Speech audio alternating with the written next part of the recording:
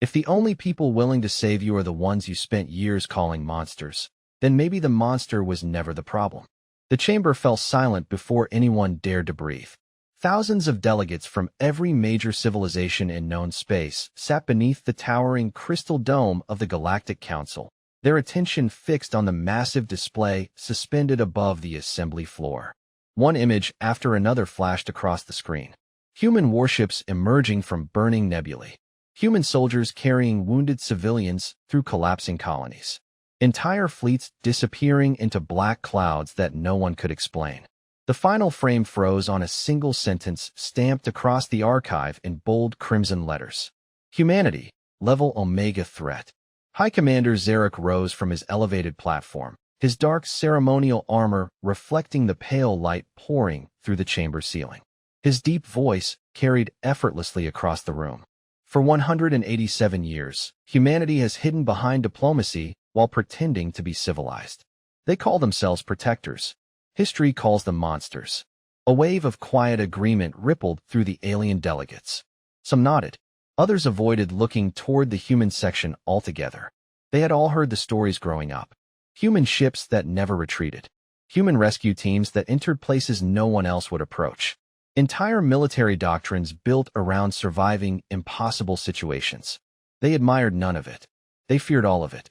At the very back of the chamber, Jack Sullivan sat alone in a plain charcoal suit that looked almost out of place among the elaborate uniforms and ceremonial robes surrounding him. His broad shoulders were relaxed.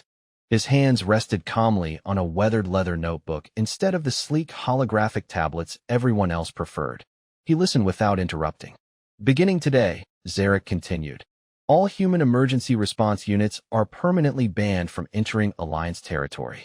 Every human military contractor will surrender operating licenses within 72 hours. The core worlds will never again rely on monsters for their safety. Cameras immediately turned toward Jack, waiting for outrage, waiting for anger, waiting for humanity's representative to argue. Jack slowly closed his notebook, stood, adjusted the sleeve of his jacket, and looked directly at Zarek. Is that everything? He asked quietly. The question caught everyone off guard. Zarek frowned. You have no defense. You already made your decision. Jack shrugged gently. Nothing I say changes that. Then you accept this judgment? I accept that people usually believe whatever helps them sleep at night. A few delegates exchanged uncomfortable glances. That was not the answer they expected. Zarek folded his arms. History will remember that the galaxy finally freed itself from human intimidation. Jack held his gaze for another second before offering a faint smile that never quite reached his eyes. I hope history is kind to you. Without another word, he picked up his notebook and walked toward the exit. His shoes echoed softly across the polished floor. No dramatic speech. No threats. No protest. Just quiet footsteps disappearing beyond the enormous council doors. Several delegates watched him leave with visible relief. Others whispered that perhaps humans had finally accepted their place. Only one person remained staring after him. Dr. Lyra Voss, the Alliance's leading xenobiologist, frowned as the doors closed behind the lone human. Something about his expression unsettled her. It was not defeat. It looked more like disappointment, as if he had just watched someone unknowingly lock the last emergency exit before a fire. Moments later, a junior communications officer hurried into the chamber, breathing hard enough to interrupt protocol. Commander, we've lost contact with Outpost 17. Zarek barely looked up. Pirates? No, sir. Mechanical failure? The officer swallowed. We don't know. Another notification chimed across the central display. Then another. 2 more listening stations had vanished from the network. No distress calls. No debris. No survivors requesting rescue. Just silence spreading across the outer frontier one system at a time. Zarek dismissed it with a wave of his hand. Dispatch an investigation fleet. The officer hesitated. Sir, the nearest human rescue unit was stationed only 40 miles away from Outpost 17. Zarek's expression hardened. They are no longer welcome here. Somewhere far beyond the Council's secure borders, another star disappeared from the navigation grid. Nobody inside the chamber noticed except Jack Sullivan, who paused for a single moment outside the massive doors, quietly closed his eyes, and whispered to himself, Please, let us not be too late. Jack Sullivan did not go home. He went where human rescue crews always went when nobody else believed something was wrong.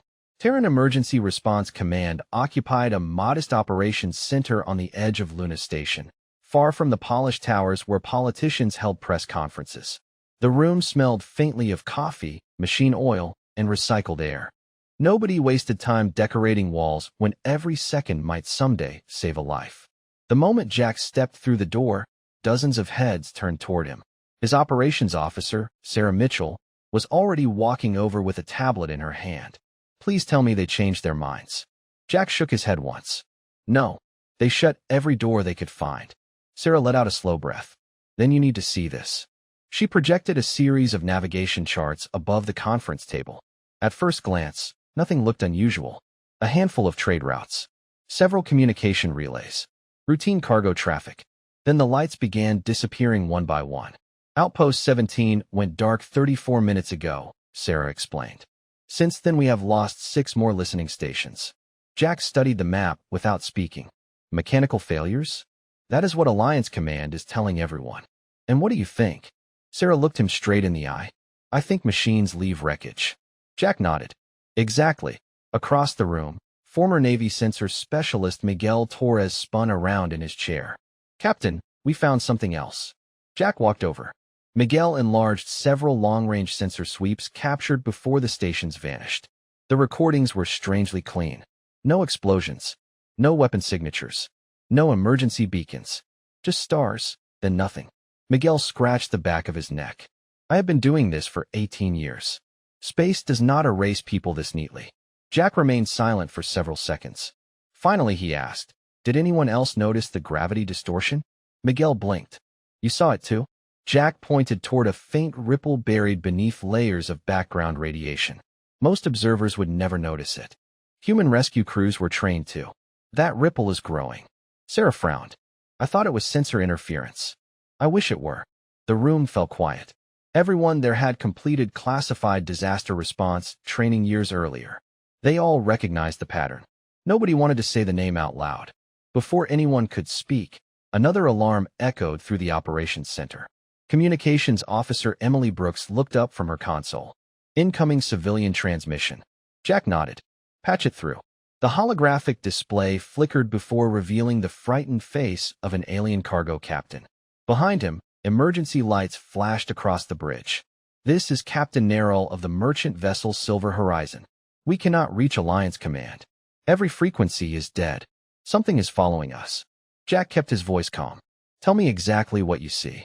The captain swallowed hard. Nothing. That is the problem. Our escort ships simply vanished from formation. There was no warning. 1 second they were there. The next second, his voice broke. Empty space. Sarah quietly muted the transmission and whispered, he is only 60 miles outside Alliance territory. Jack closed his eyes for a brief moment. Too close. Emily looked confused. Too close for what? Jack answered so quietly that only the people nearest him could hear. For them to stop it. Before anyone could ask another question, the transmission erupted with static. The captain's image distorted. The bridge lights dimmed. Every instrument behind him suddenly powered down at the same time.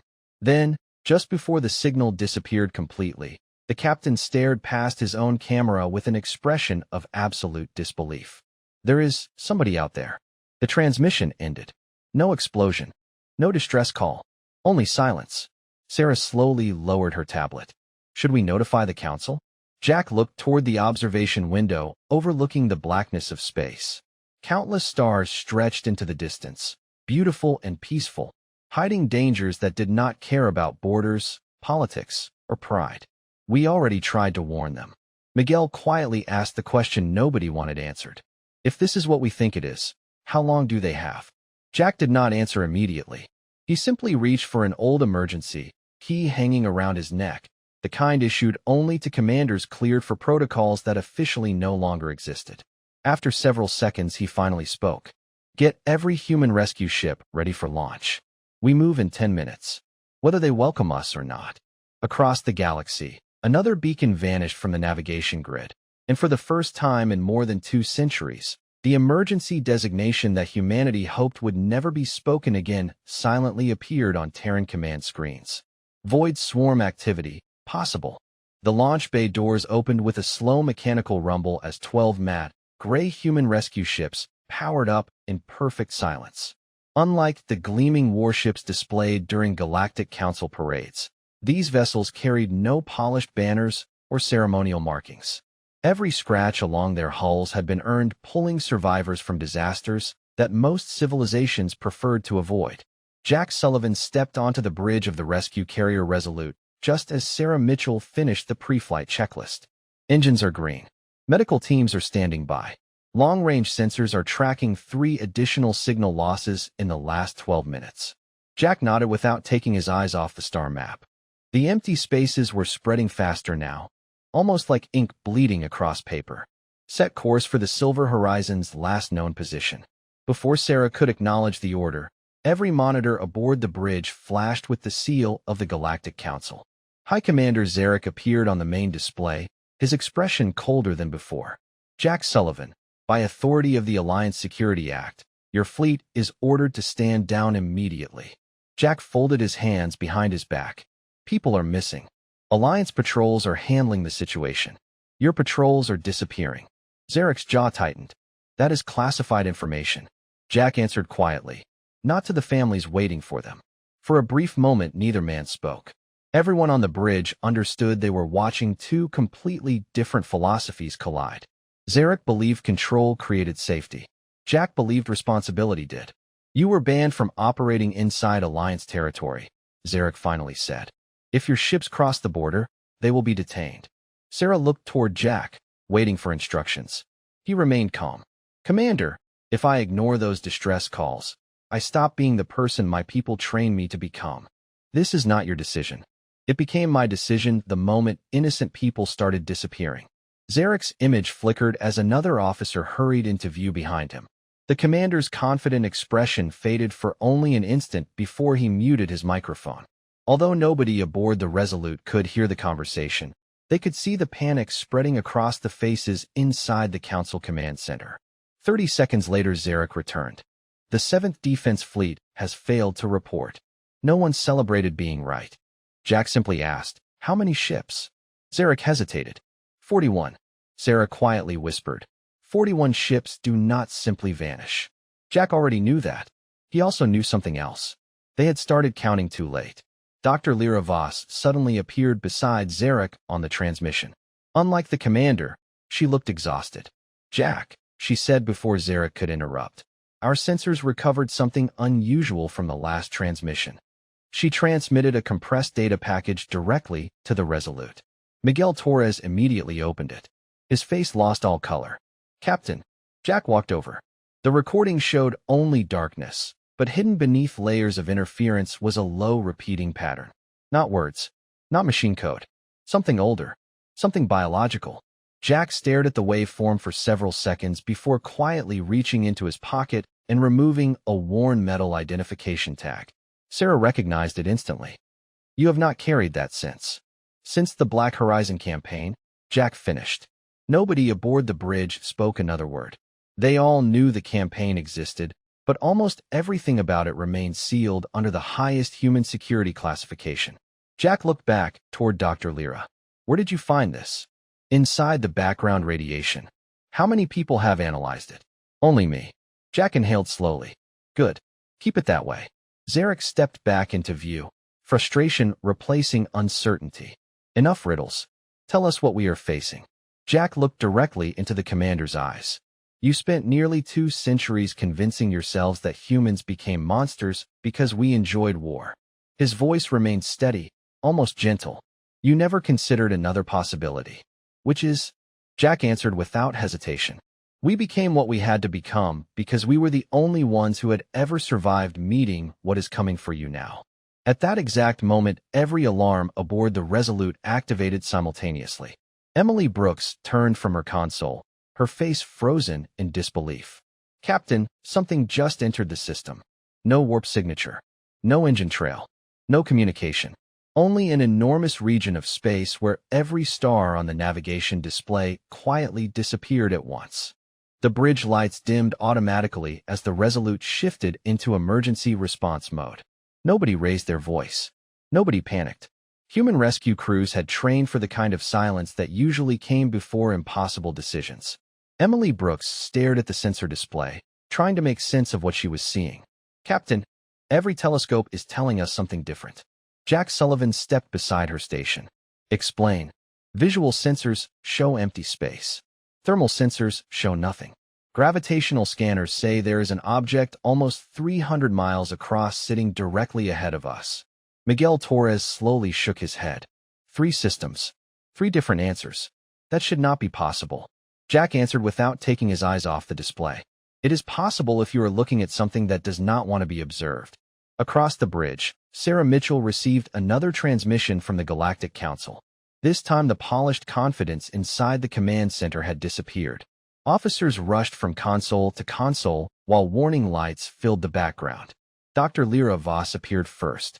"Jack, our defense fleet engaged in unidentified contact 6 minutes ago." Jack already knew what she was about to say. "And?" Lyra lowered her eyes. "The fleet is gone." High Commander Zarek stepped into view, his voice still firm but no longer calm. "We launched every reconnaissance drone available. None of them returned." Jack asked a single question. "Did any of them transmit visual confirmation?" Zarek hesitated. "One." The recording arrived seconds later. Every person aboard the Resolute watched without speaking. The camera showed open space. Stars. Nothing unusual. Then, one by one, the stars simply disappeared behind an advancing wall of darkness that reflected no light and cast no shadow. There was no explosion, no weapon, just an enormous absence swallowing the sky. The recording ended. Miguel whispered, "It is like space itself is moving." Jack quietly replied, "No. Something inside space is." Before anyone could respond, proximity alarms erupted across every human vessel. Emily looked up. "Captain, civilian traffic ahead." A convoy of 12 Alliance evacuation transports burst from faster-than-light travel less than 40 miles away. Their engines were overheating, and their flight paths were unstable. Behind them, the sensor display showed the expanding region where every navigation beacon simply ceased to exist. Sarah looked at Jack. "They are heading straight toward us." The lead transport transmitted on an open emergency channel. The frightened pilot did not even realize he was speaking to humans. "Any ship receiving this, please help us. Our escorts disappeared. We have families aboard. We do not know what is chasing us." Jack reached for the transmitter without hesitation. "This is Terran emergency response. Reduce speed to 1/4 thrust and maintain your current heading. We will guide you in." The pilot froze for a moment. "Human rescue? That is right. I thought." He stopped himself. Jack finished the sentence for him. "You thought we were not allowed inside Alliance space." The pilot swallowed. "Yes. Today is not about politics." Jack turned toward Sarah. "Deploy every rescue shuttle. Full civilian recovery protocol." Within seconds, the hangar doors opened and dozens of compact human rescue craft accelerated toward the damaged convoy. Instead of weapons, each carried medical teams, engineers, and emergency towing systems. One transport suddenly lost engine power and drifted toward a dense field of shattered cargo containers left behind by earlier disappearances. "Collision course," Emily warned. "Impact in 90 seconds." Jack did not hesitate. "Rescue Team 3, attach magnetic tow lines. Team 5, stabilize the port engines. Nobody gets left behind." Every order was answered with the same calm response.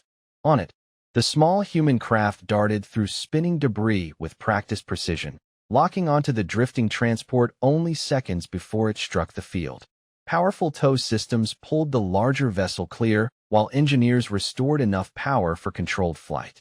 Cheers erupted from the rescued civilians over the emergency frequency. Even before the operation was complete, Dr. Lyra watched the rescue unfold from the Council Command Center in complete disbelief. She quietly turned toward Zarek. "The people we called monsters just risked everything for strangers who never even asked their names." Zarek said nothing. At that exact moment, every rescued civilian transport reached the safety of the human formation, but beyond them the advancing darkness accelerated for the first time, and Jack recognized the pattern immediately. He whispered so softly that only Sarah heard him. "It has finally noticed us." The rescued convoy settled safely inside the protective formation of the human rescue fleet, but nobody aboard the Resolute celebrated. Jack Sullivan continued watching the sensor wall as the expanding darkness crossed another navigation marker without slowing down. Sarah Mitchell stepped beside him. The civilians are secure. Medical teams report dehydration, exhaustion, and shock, but everyone is alive. Jack gave a small nod. Good. Keep them moving toward Luna Station. Sarah hesitated. And us?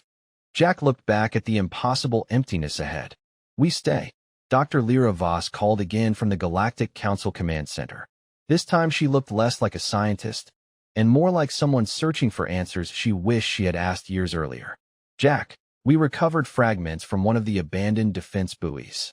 Anything useful? Only this. She transmitted an audio file. The bridge speakers filled with a deep rhythmic pulse that seemed almost alive.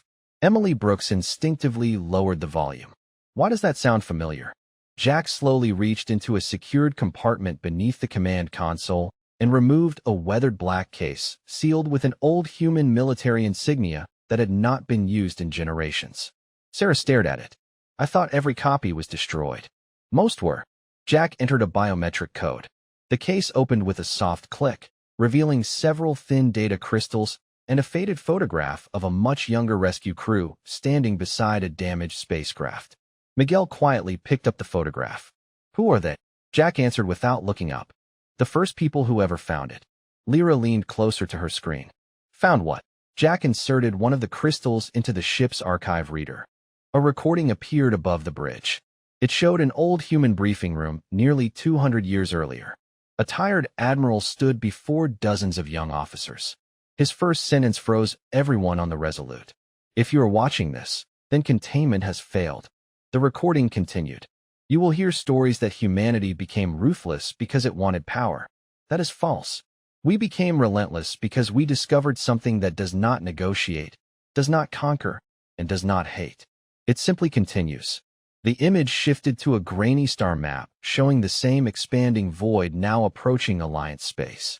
Our mission was never to destroy it. We only learned how to delay it. The recording ended abruptly. Silence filled the bridge. Dr. Lyra looked at Jack with disbelief. The Council never knew any of this. Because we made sure you never had to. Before she could respond, emergency alerts erupted across every frequency. Emily's hands moved rapidly across her console. Captain, dozens of Alliance civilian colonies are broadcasting evacuation requests at the same time. Sarah frowned. They are finally sounding the alarm. Another transmission broke through, this one from High Commander Zarek himself. Gone was the certainty that had filled the council chamber only hours before. His uniform was stained with dust, and the command center behind him was operating under emergency lighting. Jack! He paused, struggling to choose the next words. Our frontier defenses have collapsed. Entire sectors are abandoning their stations. We cannot establish a defensive line. Jack remained calm. How many civilians? Millions. Nobody on the human bridge reacted with satisfaction. Sarah quietly looked toward Jack. She knew exactly what he was thinking before he spoke. Plot evacuation corridors. We save as many as we can. Zarek stared at him. After everything we said to your people, you are still coming? Jack answered with the same steady voice that had carried him through every crisis of his career. Rescue crews do not ask who deserves help. For several long seconds, Zarek could not respond. Then he lowered his head, not in defeat, but in humility. Tell me what you need. Jack finally gave the order he had hoped would never leave his mouth. Open every classified human archive marked Black Horizon. If we are going to survive this, the galaxy needs to learn why humanity stopped pretending it was harmless. As encrypted files began unlocking across human command networks for the first time in nearly 2 centuries, every crew member on the Resolute understood that the greatest secret humanity had ever protected was no longer a secret at all. The first Black Horizon files spread across Alliance command networks faster than panic ever could. Officers who had spent their entire careers studying humanity's military history suddenly realized they had only been reading the first chapter. Every classified report carried the same conclusion.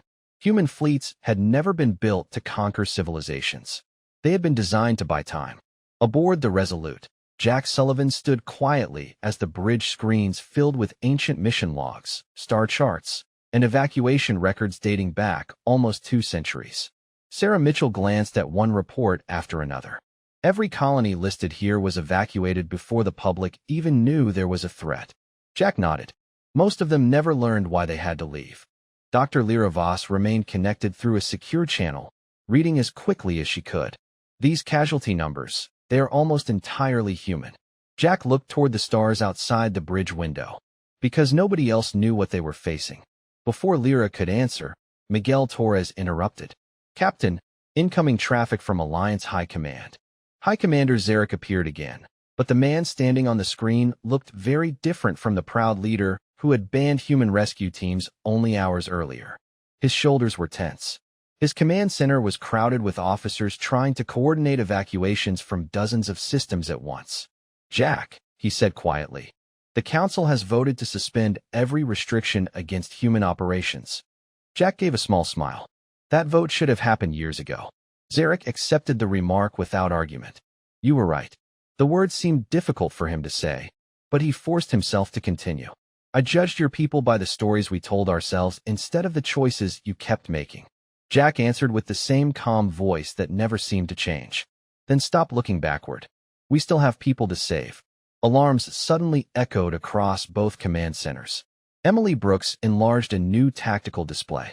Captain, dozens of Alliance fleets are converging on the expanding anomaly without waiting for instructions. Sarah frowned. They are trying to stop it with numbers. Jack's expression hardened for the first time since the crisis began. They are making the same mistake we made.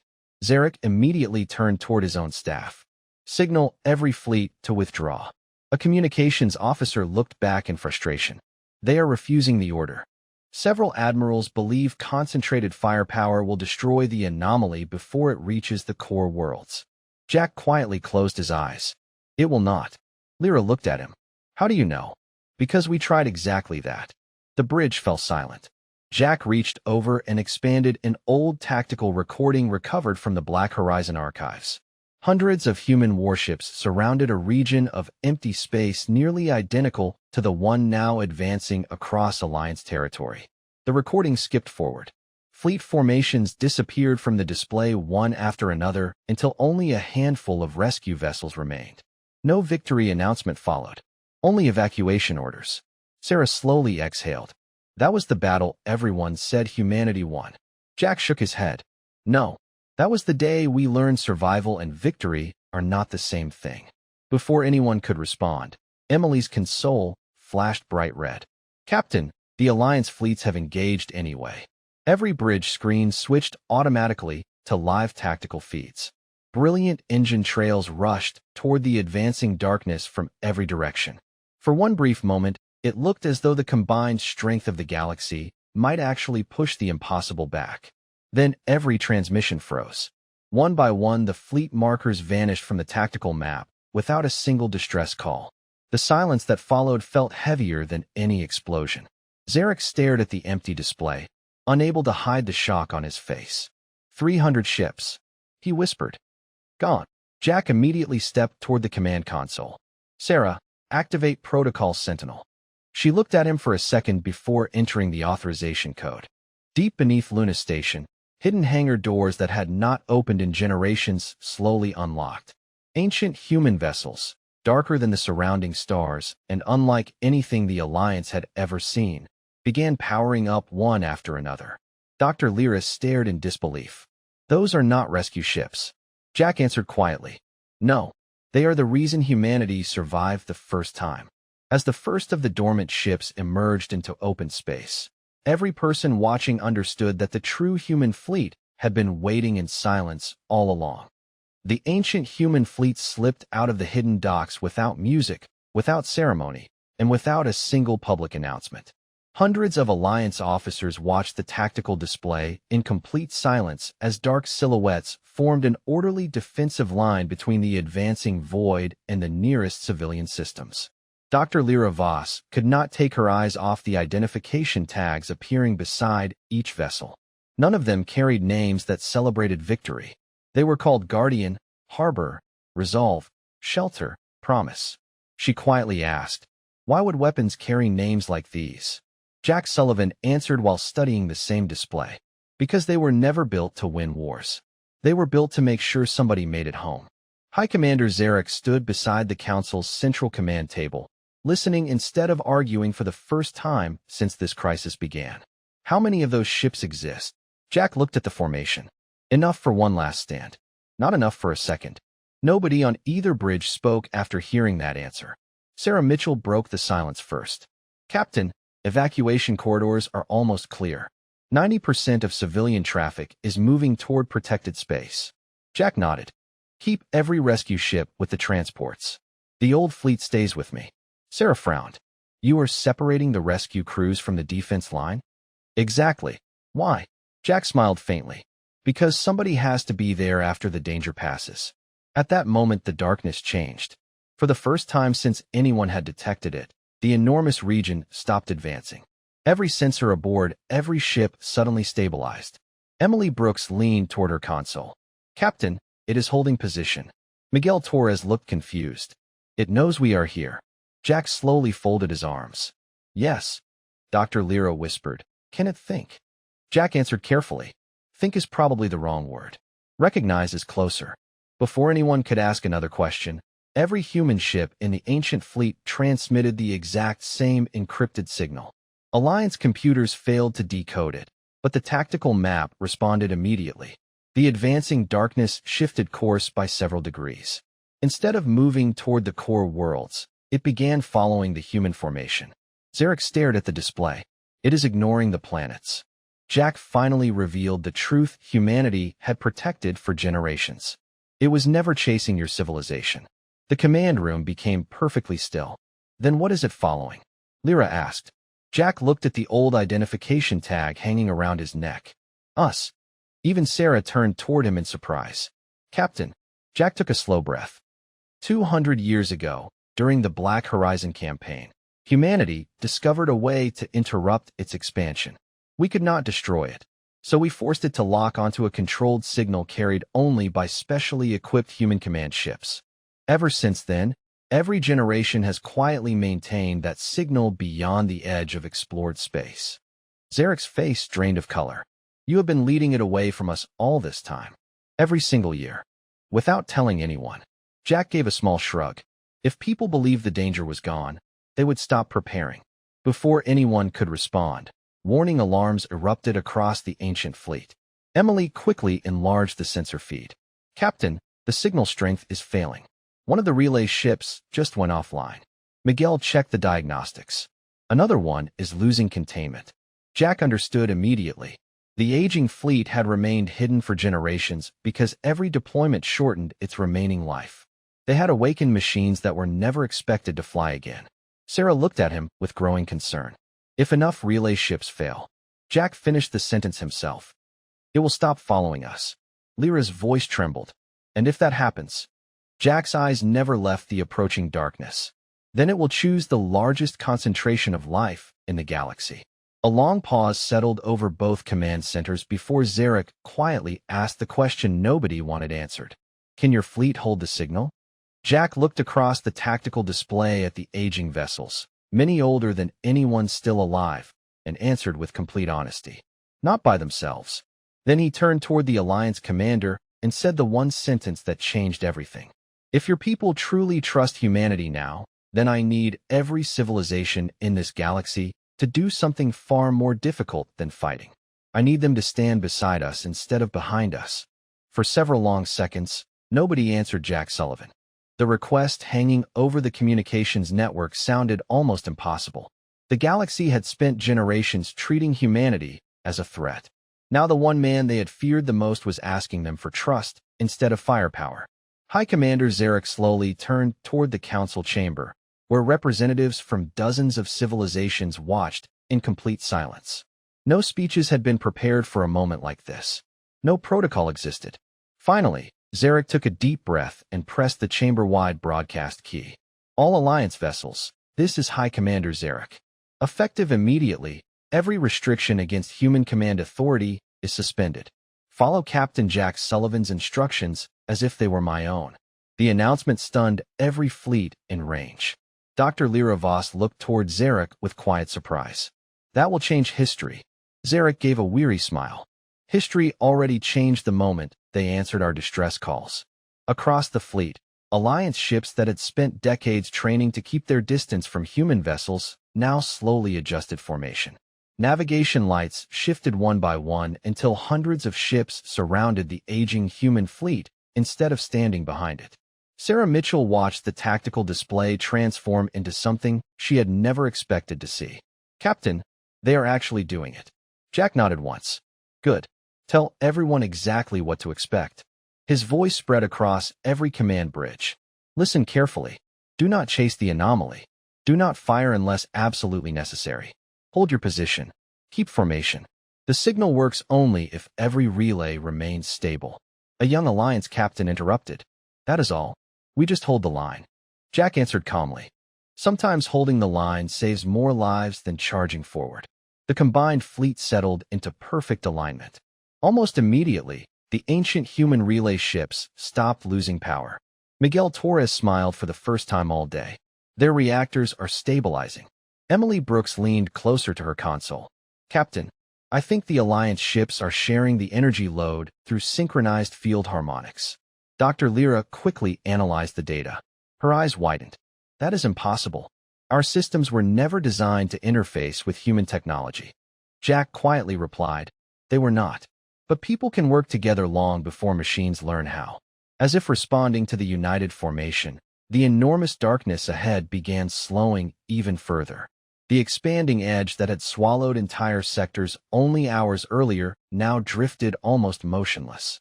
Cheers erupted across several Alliance channels, but Jack raised a hand. "Do not celebrate yet." Sarah looked at him. "You think something is wrong?" "I think it is learning."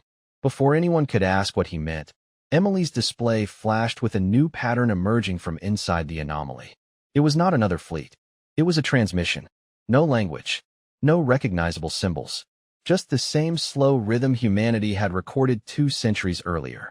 This time, however, human computers translated a single repeating concept from the signal after comparing it against the classified Black Horizon archives. Every bridge received the same unexpected result. "Seeking source." Dr. Lyra stared at the words. "It is searching for the relay signal." Jack nodded. "Not the planets. Not the civilians. The signal." Zarek looked confused. "Then if we shut the signal down." Jack interrupted before he could finish. "It will begin searching again. And next time it will search everywhere." Silence returned to every command channel. The relay was no longer just bait. It had become the only thing keeping countless inhabited worlds from becoming the focus of the advancing phenomenon. Sarah quietly asked, "Then what is the endgame?" Jack looked toward the oldest ship in the human formation, the Guardian, whose reactor had been operating continuously since before he was born. The original mission never ended. Every generation simply handed it to the next. Lyra slowly understood. "You were never protecting humanity." Jack smiled faintly. "No, we were protecting everyone." Before another word could be spoken, a priority alert appeared on every screen. The Guardian's reactor had entered its final operational cycle. Estimated remaining runtime, less than 30 minutes. Miguel looked at Jack in disbelief. "Captain, when that ship stops transmitting, the relay network collapses." Jack reached for his command console without hesitation. "Then we do what every generation before us has done." Sarah looked at him carefully. "And what is that?" Jack entered a single authorization code that only one living human was permitted to use. A new flight path appeared on every tactical display, leading straight beyond the waiting fleet and into the endless darkness, and the destination label contained only 2 words. Relay succession. Jack Sullivan looked at the newly projected course in complete silence. The path extended far beyond every mapped frontier, disappearing into the same endless darkness humanity had quietly followed for generations. Sarah Mitchell stared at the screen before looking back at him. "You never planned to come home, did you?" Jack smiled, the kind of smile that carried more peace than sadness. The job was always bigger than one person. Dr. Lyra Voss immediately understood what the relay succession protocol meant. The Guardian is failing because it has carried the signal too long. Jack nodded. Every relay eventually reaches the end of its life. High Commander Zarek stepped closer to the communication display. "Then send another unmanned vessel." Jack gently shook his head. "It has never worked that way. The signal has to be monitored, adjusted, protected."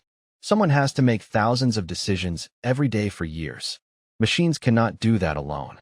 Silence spread across every bridge in the combined fleet.